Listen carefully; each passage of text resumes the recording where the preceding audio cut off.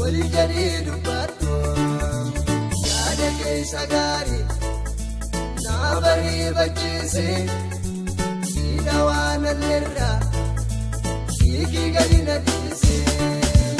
gajjechuu koraanee daabina mirmadhu waa'ee gooftee sorraa waljali dubbatu yaada keessa gaarii na bareefachiise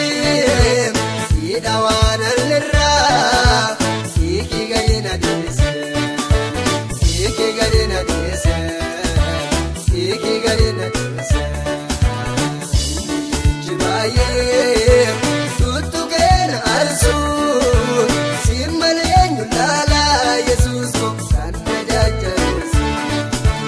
daddarbaama baay'ee ballachuu madaakoo gooftanaa binaafi hin gatiin dhugaakoo baay'eetu agirsaa mirga gorrachiisee ati duwwaan naafalmee ani dubbadhu dhiisee ani dubbadhu dhiisee ani dubbadhu dhiisee.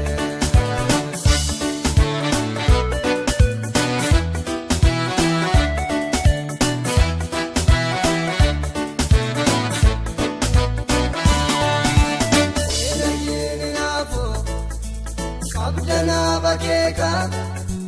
waa'ee kootti jaalaa siitu narra beeka gaarii tutturuukeen miidhameera laalii nyaatame akka namne shaaba kooti yaalii dhiira keene naafoo abdanaa bakeeka waa'ee kootti jaalaa siitu narra beeka gaarii tutturuukeen miidhameera laalii nyaatame akka namne shaaba kooti yaalee shaaba kooti yaalee shaaba kooti yaalee jibaayee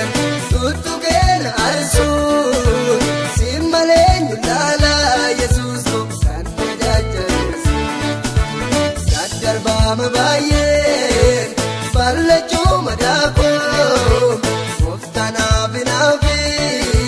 hin gatiin dhugaakoo baay'eetu agirsaa mirga gorrachiisee ati duwwaan naafalmee ani dubbadhu dhiisee ani dubbadhu dhiisee ani dubbadhu dhiisee.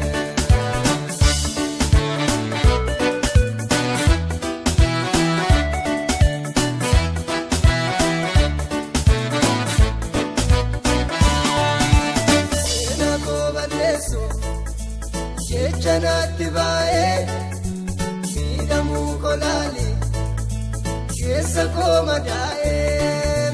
seerri koo rarra'ee akka namni gooftaa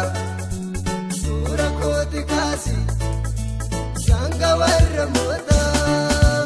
seenaa koo balleessuu jechanaatti baay'ee.